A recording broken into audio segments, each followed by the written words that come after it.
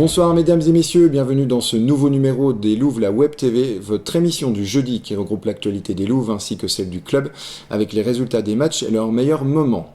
Au sommaire cette semaine, la présentation de la catégorie M15 du club, un reportage sur les Louves qui accompagnent la mission locale. Vous retrouverez comme d'habitude l'actualité du club, le résultat du match de ce week-end avec le programme chargé du week-end à venir. Le sommaire de l'émission étant fait, nous pouvons passer au premier sujet. Cette semaine, nous vous présentons une autre équipe de jeunes du club. Il s'agit des M15. Toujours entraînés par Kevin Caudal et Denis Merchez, les compétitions de cette catégorie ont un système de jeu et une approche calquée sur les championnats seniors, qu'ils soient professionnels ou amateurs. Retrouvez toutes les informations nécessaires dans ce reportage.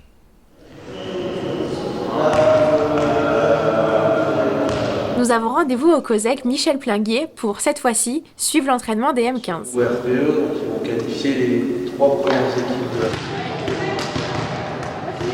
Cette section, tout comme celle des M11 et M13, dont les entraînements ont lieu plus tôt dans l'après-midi, le mercredi, est aussi encadrée par Kevin Caudal et Denis Merchez.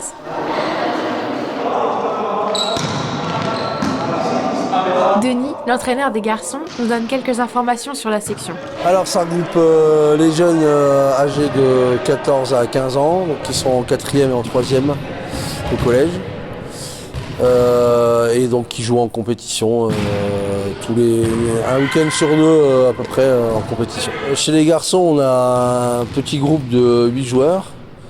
Et chez les filles, on a un groupe de 10 joueuses, on va dire compétitrices, qui évoluent en championnat, et on a un groupe débutant qui s'entraîne sur une autre séquence.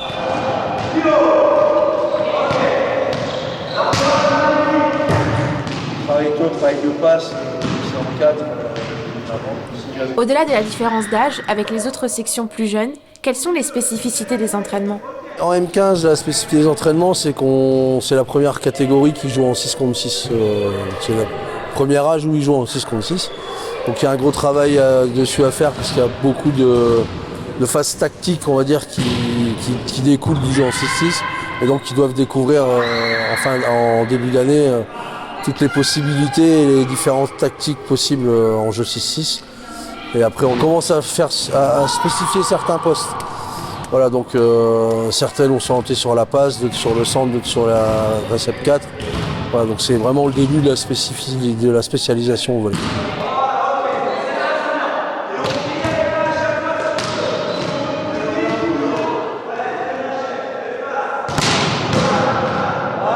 Votre ado demande à faire du volley ? Retenez bien ces informations. Les entraînements ont lieu en M15 le mercredi de 15h30 à 17h15 et le vendredi de 18h à 20h. Donc pour s'inscrire, on peut soit se déplacer directement aux heures d'entraînement et faire un essai, ou appeler le manager du club qui vous donnera les renseignements, les tarifs et tout ce qu'il faut comme pièce justificative.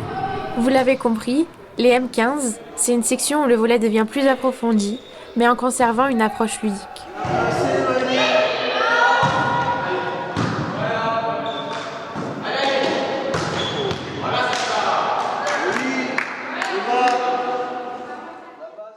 Voilà des jeunes prometteurs dans leur catégorie et encadrés, à n'en pas douter, par d'excellents entraîneurs.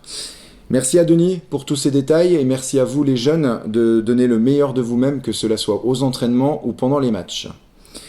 Tout de suite, nous passons à un autre volet de la vie du club. Entre deux matchs de play-off, les Louves continuent leurs actions de partage. Jeudi dernier, la capitaine Julie Mollinger était accompagnée de Maëlle et Diva. Elles sont allées à la rencontre des jeunes de la mission locale. Je vous propose maintenant de regarder ce reportage qui a été tourné au gymnase Georges Beaumont. Une fois n'est pas coutume, nous nous retrouvons dans un gymnase. Non, ce n'est pas le COSEC Michel Plinguier, ni même le palais Omnisport Joseph Claudel, mais c'est le gymnase du lycée Beaumont mis à disposition pendant les vacances scolaires. La mission locale de Saint-Dié a investi pour une séance de volley à destination des jeunes, encadrée par Julie Mollinger, capitaine des Louves, aussi accompagnée de Yva et Maëlle. Donc on va démarrer. Je sais qu'il y en a certains qui ont joué au collège. Je ne sais pas si vous maîtrisez un peu. Les explications de Julie. Donc je suis ici parce que je travaille en fait en parallèle de joueuse de volley à Saint-Dié-des-Vosges. Je suis à la mission locale de Saint-Dié. Donc là en fait on est ici parce que avec les jeunes de la mission locale, ils ont mis en place des actions sport. Donc les jeunes découvrent des différents sports. Et donc là moi j'ai pris en charge une séance de volleyball pour leur faire découvrir aussi mon monde un petit peu à moi.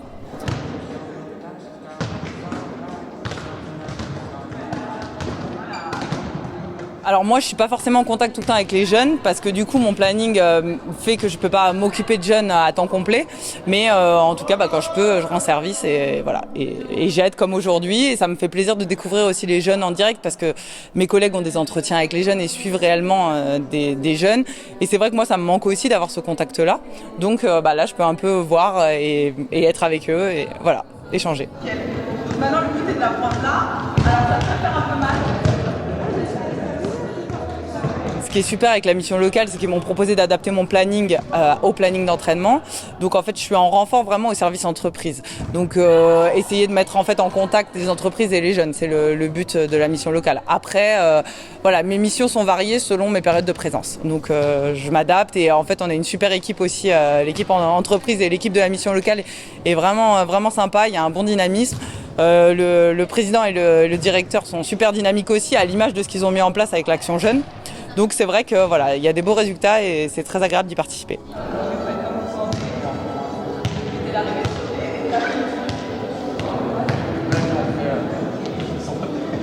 Les fonctions de la mission locale sont résumées par son président Jean-François Bruel.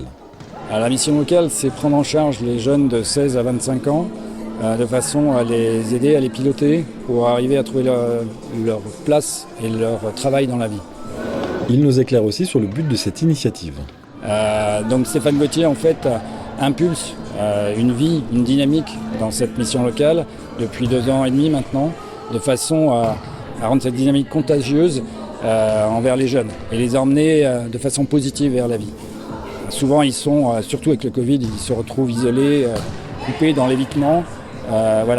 Mettre des locomotives comme Julie, comme Stéphane Gauthier permet de les amener positivement vers un choix de vie et vers construire leur vie. Vous l'aurez compris, le but est que ces jeunes puissent reprendre la place qu'ils méritent.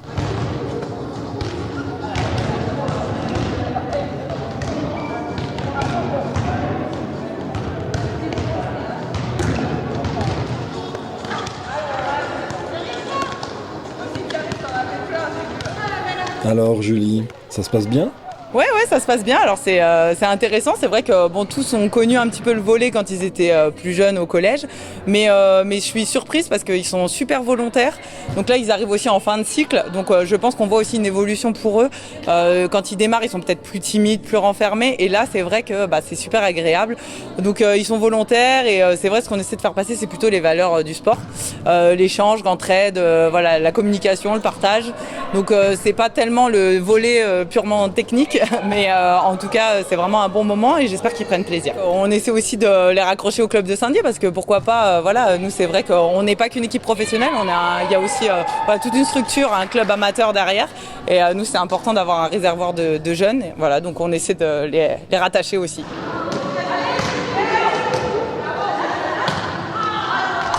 La capitaine des Louves souhaitait aussi transmettre un message à sa direction de la mission locale. Je remercie Monsieur Gauthier et Monsieur Bruel pour m'avoir offert ce poste, cette chance de bosser à côté. Donc c'est vrai que mon poste c'est un renfort à l'équipe entreprise au sein de la mission locale et ça me plaît beaucoup.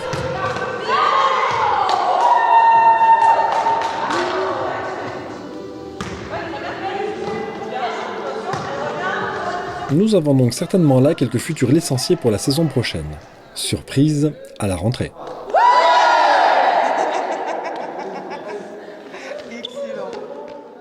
Voilà une super initiative de la part de la mission locale et de son directeur, M. Stéphane Gauthier, mais aussi de tout le personnel qui l'accompagne dans justement toutes ces missions d'inclusion. Merci à vous et merci au trio des Louves pour ce partage de valeurs et de passion envers les jeunes. Maintenant, c'est l'actu.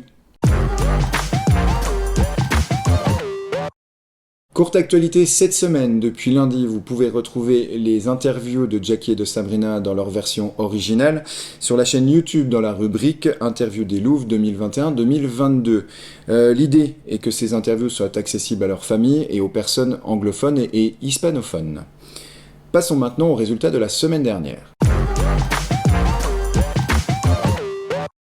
Enfin, elles ont conjuré le sort. Samedi dernier, les Louves jouaient leur deuxième match de la phase retour des playoffs. Elles accueillaient les joueuses de Mougins sur le parquet du POJC. C'était un beau match intense qui s'est soldé par une victoire des Déodaciennes en 4-7 sur le score de 26-24, 26-24, 22-25 et 25-19. Voici la réaction du coach Emmanuel Dumortier à chaud juste après le match au micro de Marco Bagliani. Ces impressions. Alors, je suppose que notre cher Manu a retrouvé un beau sourire également. Mon cher Manu, alors les impressions, parce que on voit 2-7 assez tenus dans le match. Le troisième, ça craque un peu. Ton analyse, c'est quoi réellement, si on parlait de ce troisième set? Alors le troisième set, comme au début du match, on fait beaucoup de fautes. Je crois que le 22, 23, 24, 25, on fait des fautes. Donc on leur permet de s'imposer sur ce set-là. Les deux premiers sets, c'est un peu à hold-up parce qu'on est toujours derrière. Mougins joue mieux que nous sur ces deux premiers sets-là et on leur vole un peu on leur vole ces deux premiers sets. Et le quatrième où on a enfin un niveau cohérent et régulier sur tout le match. Mais ça ne m'étonne pas parce qu'on reste convalescent après 5 défaites consécutives.